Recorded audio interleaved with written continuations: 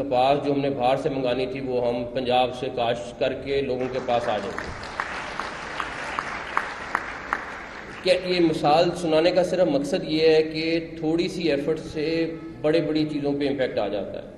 تو آپ لوگ بھی جب اپنی فیلڈ میں ہوں یا جس جگہ پہ بھی آپ کام کر رہے ہیں، یہ بچے محنت کر رہے ہیں، اس کا امپیکٹ آتا ہے جو مرضی ہم کہہ لیں. دوسری چیز، یہ شروع کے دن تھے، آئی تھنک پہلا مہینہ تھا، تو چیف سیکرٹری میرے پاس آئے کہ جی آپ کو پتہ ہے کہ پنجاب کے اوپر جو ویٹ کا سرکولر ڈیٹ ہے وہ 600 ارب روپے کا ہو گیا، اور اگلے سال میں ہم نے 150 ارب اس کا سود دینا ہے. تو میں نے کہا یہ خیر ہم نے کیسے کیا، انہوں نے ساری ڈیٹیل بتائی. تو میں نے کہا اگر یہ 150 ارب سود میں چلا گیا تو، اور انہوں نے سود بڑھ گیا ہوا اس ٹائم پہ، تو اس کا امپیکٹ ہمارے سارے بجٹ پہ آئے گا.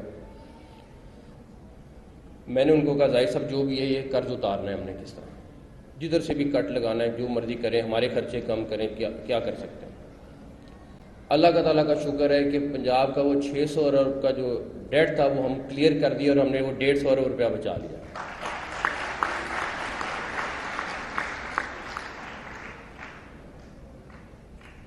یہ سارا ایک ٹیم ورک ہوتا ہے. اللہ تعالیٰ کا شکر ہے کہ ہماری ایک ٹیم چاہے منسٹرز کی فارم میں ہے، چاہے بیوروکریٹس کی فارم میں ہے جو محنتی بھی ہے اور دن رات کام بھی کر رہی ہے. جتنا ٹائم ہمارے پاس ہے، ہماری سب کی کوشش یہ ہے کہ ہم تھوڑا سا امپیکٹ اس پہ ڈال دیں، تھوڑا سا ریلیف مل جائے. ہاسپٹل ایک اور مثال ہے جہاں پہ ہر بندے کا کسی نہ کسی طریقے سے واسطہ پڑتا ہے. میں نے کسی کے بلیم نہیں کرنا، لیکن وقت کے ساتھ ساتھ ہاسپٹلس کی حالت اتنی خراب ہو گئی ہوئی ہے کہ آپ میڈیا کے دوست بیٹھے ہوئے، کافی سارے بیچ میں میرے ساتھ وزٹ پہ بھی ہوتے ہیں، ہم لوگ اکٹھے ہوتے ہیں سارے. تو آپ یقین کریں کہ جا کے ہم کل بھی ایک ہاسپٹل پہ تھے، کوئی نارمل بندہ وہاں جا کے رہ نہیں سکتا ہے. جو لوگ رہ رہے ہیں مجبوری میں رہ رہے ہیں، ڈاکٹر مجبوری میں کام کر رہے ہیں.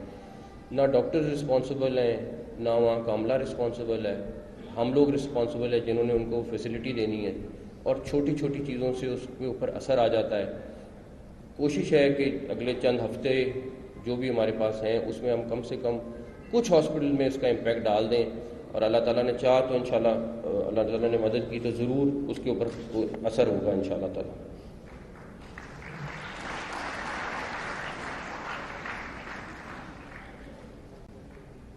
ایک اور چیز آخری جو مینشن کرنا چاہوں گا، ہم سب اپنے گھروں میں ڈسکشن کرتے ہیں کہ پاکستان کا فیوچر کیا ہے.